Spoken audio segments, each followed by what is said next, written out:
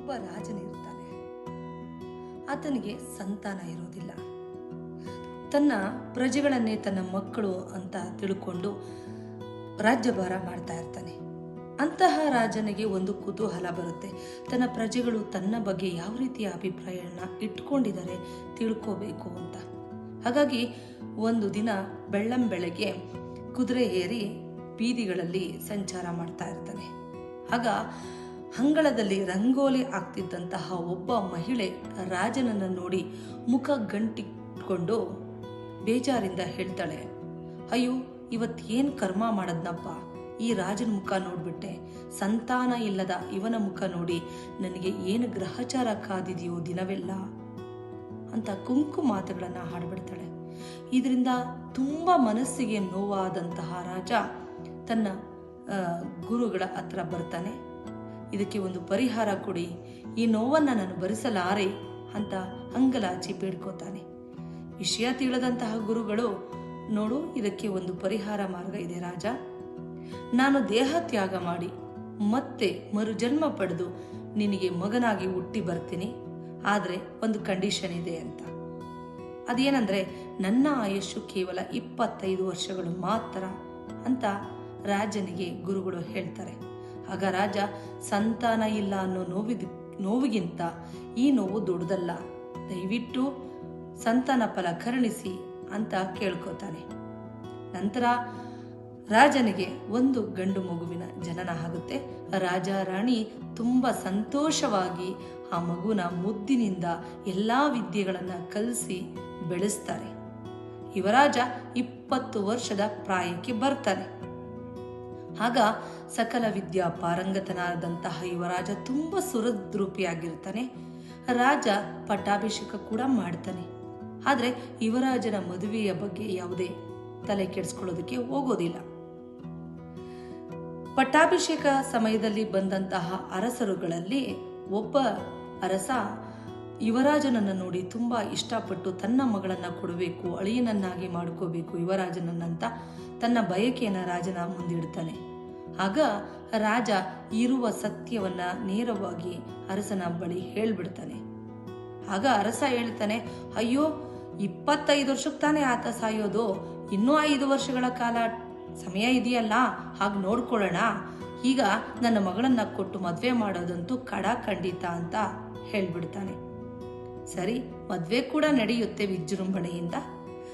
ಯುವರಾಜ ಮತ್ತು ಯುವರಾಣಿಗೆ ಯುವರಾಜನ ಸಾವಿನ ವಿಷಯ ಗೊತ್ತಿರೋದಿಲ್ಲ. ದೊಡ್ಡವರಿಗೆ ಮಾತ್ರ ಈ ಎಲ್ಲ ವಿಷಯಗಳು ಗೊತ್ತಿರುತ್ತೆ. ಹೀಗೆ ನಡೆದುಕೊಂಡು ಹೋಗುತ್ತೆ. ಒಂದು ದಿನ ಬಂದೇ ಬಿಡುತ್ತೆ. ಅದು ಯುವರಾಜನ ಅಂತ್ಯದ ದಿನ. ಆ ವಿಧಿಲಿಖಿತ ಏನಾಗಿರುತ್ತೆ ಅಂದರೆ, ಯುವರಾಜನಿಗೆ ಒಂದು ಗೂಳಿ ಗುದ್ದು ಆಗ ಅವನು ಗೂಳಿಯಿಂದ ತಿವಿಸ್ಕೊಂಡು ಸಾಯಬೇಕು ಅನ್ನೋದು ವಿಧಿಲಿಖಿತ. ಹಾಗಾಗಿ ಆ ದಿನ ಯುವರಾಜ ತೋಟದ ಹತ್ರ ಹೋಗಿರ್ತಾನೆ. ಪಕ್ಕದ ಒಂದು ತೋಟದಲ್ಲಿದ್ದಂತಹ ಗೂಳಿ ತಪ್ಪಿಸ್ಕೊಂಡು ಮದವೇರಿದಂತೆ ಆಡಿಕೊಂಡು ಯುವರಾಜನ ಹತ್ರ ಬರಬೇಕು. ಇದು ಸನ್ನಿವೇಶ ಆಗಿರುತ್ತೆ. ಹಣೆ ಬರಕ್ಕೆ ಆ ದಿನ ಯುವರಾಜನ ಹುಟ್ಟು ಹಬ್ಬ ಕೂಡ ಆಗಿರುತ್ತೆ. ಹಾಗಾಗಿ ಅವನ ಹುಟ್ಟು ಹಬ್ಬದ ದಿನದಂದು ಯುವರಾಣಿ ತನ್ನ ಕೈಯಾರೆ ತನ್ನ ಗಂಡನಿಗೆ ವಿವಿಧ ಬಗೆಯ ಭಕ್ಷ್ಯ ಭೋಜನಗಳನ್ನು ಸಿದ್ಧಪಡಿಸ್ತಾ ಇರ್ತಾಳೆ. ಇಂತಹ ಸಂದರ್ಭದಲ್ಲಿ ಮತ್ತೊಂದು ಕಡೆ ಅದೇ ರಾಜ್ಯದ ಒಬ್ಬ ಬಡ ಮನುಷ್ಯನಿಗೆ ತುಂಬ ಗರ್ಭಿಣಿಯಾದ ಮಗಳಿರ್ತಾಳೆ. ಆಕೆ ತನ್ನ ಅಪ್ಪನಲ್ಲಿ ಕೇಳ್ಕೊತಾಳೆ, ಅಪ್ಪ, ಚಿನ್ನ, ವಜ್ರ, ವೈಡೂರ್ಯ ಯಾವುದೇ ವ್ಯಾಮೋಹ ನನಗಿಲ್ಲ. ತುಂಬ ಗರ್ಭಿಣಿಯಾದ ನನಗೆ ಬೂರಿ ಭಕ್ಷ್ಯ ಭೋಜನಗಳನ್ನು ಸವಿಬೇಕು ಅಂತ ಆಸೆ ಆಗ್ತಾ ಇದೆ. ಎಲ್ಲಿಂದಾದರೂ ಒಂದು ಒಳ್ಳೆ ಊಟ ತಂದು ಕೊಡ್ತೀಯಾ ಅಂತ ಕೇಳ್ತಾಳೆ. ತುಂಬ ನೊಂದ್ಕೊಂಡಂತಹ ತಂದೆ, ಎಂಥ ದುರ್ವಿಧಿ ನನಗೆ, ನನ್ನ ಮಗಳಿಗೆ ಒಂದು ಊಟ ಹಾಕೋದಿಕ್ಕೆ ಸಾಧ್ಯ ಆಗ್ತಾ ಇಲ್ವಲ್ಲ ಅಂತ ಬೇರೆ ಕಡೆ ಎಲ್ಲ ಸುತ್ತಾಡಿ ಕೊನೆಗೆ ಅರಮನೆಯ ಹತ್ರ ಬರ್ತಾರೆ. ಅಲ್ಲಿ ತುಂಬ ಪರಿಮಳ, ತುಂಬ ಸುವಾಸನೆ ಬರ್ತಾ ಇರುತ್ತೆ. ಯುವರಾಣಿ ಸಿದ್ಧಪಡಿಸಿದಂಥ ಆಹಾರದಿಂದ ತುಂಬ ಪರಿಮಳ. ಅವನಿಗೆ ಬಾಯಲ್ಲಿ ನೀರು ಬರ್ತಾ ಇರುತ್ತೆ. ನಾನೇ ಹೋಗಿ ತಿಂದು ಬಿಡೋಣ ಅನ್ನೋವಷ್ಟು ಅವನಿಗೆ ಫೀಲ್ ಆಗ್ತಾ ಇರುತ್ತೆ. ಅರಮನೆ ಅಂದರೆ ಡೈರೆಕ್ಟ್ ಎಂಟ್ರಿ ಇರೋದಿಲ್ಲ, ನಿಮಗೆ ಗೊತ್ತೇ ಇದೆ. ಅಲ್ಲಿ ರಾಜಭಟರು ಅವನನ್ನು ತಡೀತಾರೆ. ಒಳಗಡೆ ಹೋಗ್ಬೇಡ, ಏನು ಬೇಕು ನಿನಗೆ ಅಂತ. ಆಗ ನನಗೆ ಊಟದ ವ್ಯವಸ್ಥೆ ಮಾಡಿಕೊಡಿ ಅಂತ ಕೇಳಿದಾಗ ರಾಜಭಟರು ಹೇಳ್ತಾರೆ, ಇದು ಬರ್ತಾ ಇರೋ ಪರಿಮಳ ಯುವರಾಣಿಯವರು ಯುವರಾಜನಿಗೋಸ್ಕರ ರೆಡಿ ಮಾಡದಂತಹ ಸಿದ್ಧ ಮಾಡದಂತಹ ಆಹಾರದಿಂದ ಈ ಪರಿಮಳ ಬರ್ತಾ ಇದೆ. ಅದನ್ನು ನಿನಗೆ ಕೊಡೋದಕ್ಕಾಗೋದಿಲ್ಲ. ಇವತ್ತು ಹುಟ್ಟು ಹಬ್ಬ ಇರೋದ್ರಿಂದ ಯುವರಾಜರು ಬಂದು ಊಟ ಆದ ನಂತರ ನಾವು ಬೇರೆ ಬಗೆಯ ಅಡುಗೆಗಳನ್ನು ಮಾಡಿದ್ದೀವಿ, ಅದನ್ನು ನಿನಗೆ ಬೇಕಾದರೆ ಕೊಡ್ತೀವಿ, ಕೆಲವು ಹೊತ್ತು ಕಾಯಬೇಕಾಗುತ್ತೆ ಅಂತ ಹೇಳ್ತಾರೆ. ಇದನ್ನ ನೋಡಿದಂತಹ ಯುವರಾಣಿ ಓಡೋಡಿ ಬಂದು ವಿಷಯವನ್ನ ಕೇಳ್ತಾಳೆ. ಆಗ ಅವರನ್ನ ಒಳಗಡೆ ಕರ್ಕೊಂಡೋಗಿ, ಊಟಕ್ಕೆ ಇಷ್ಟು ಬೇಚಾಡಬೇಕಾ, ನೀವು ಕೂತ್ಕೊಳ್ಳಿ ಅಂತ ಹೇಳಿ ಹೊಟ್ಟೆ ತುಂಬ ತಾನು ಸಿದ್ಧಪಡಿಸಿದಂತಹ ಊಟವನ್ನೆಲ್ಲ ಆತನಿಗೆ, ಬಡವನಿಗೆ ಊಟ ಹಾಕ್ತಾಳೆ. ಹಾಗೂ ಅವರ ಮಗಳಿಗೆ ಊಟವನ್ನ ತಗೊಂಡು ಹೋಗಿ ಅಂತ ಹೇಳಿ ಸೈನಿಕರ ಮೂಲಕ ಕೊಟ್ಟು ಕಳಿಸ್ತಾಳೆ.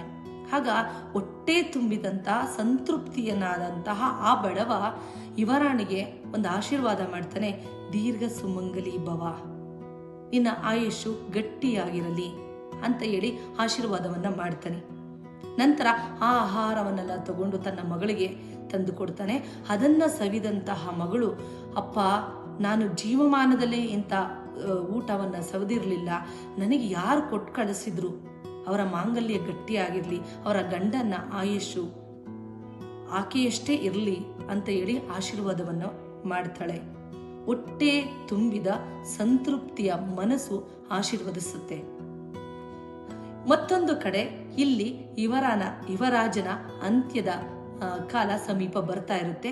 ಗೂಳಿ ಬಂದು ಯುವರಾಜನನ್ನ ತಿವಿಬೇಕಾಗಿರುತ್ತೆ. ಅಂತಹ ಸಂದರ್ಭದಲ್ಲಿ ಗೂಳಿಯ ಕಾಲು ಮುರಿದೋಗುತ್ತೆ, ಗೂಳಿ ಅಲ್ಲೇ ಬಿದ್ದು ಬಿಡುತ್ತೆ.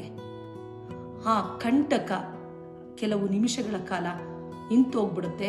ಹಾಗಾಗಿ ಪ್ರಾಣಾಪಾಯದಿಂದ ಯುವರಾಜ ಪಾರಾಗ್ಬಿಡುತ್ತಾನೆ. ಇಲ್ಲಿ ತಿಳ್ಕೊಬೇಕಾಗಿರೋದು ಒಂದು ಮುಖ್ಯವಾದ ವಿಷಯ ಏನಂದ್ರೆ, ಯಾವ ಮನುಷ್ಯ ಹೊಟ್ಟೆ ಹಸಿವು ಅಂತ ಬರುತ್ತಾನೋ ಅವನಿಗೆ ಅನ್ನದಾನ ಮಾಡಿ. ಮನುಷ್ಯನಿಗೆ ನಾವು ಎಷ್ಟು ಸಕಲ ಆಸ್ತಿ ಅಂತಸ್ತು ಸಂಪತ್ತನ್ನ ಕೊಟ್ಟರೂ ಕೂಡ ಆತ ಬೇಡ ಅನ್ನಲ್ಲ, ಅವನ ದಾಹ ತೀರೋದಿಲ್ಲ. ಅವನ ದಾಹ ತೀರೋದು ಒಂದೇ ವಿಷಯದಲ್ಲಿ, ಅದು ಊಟ.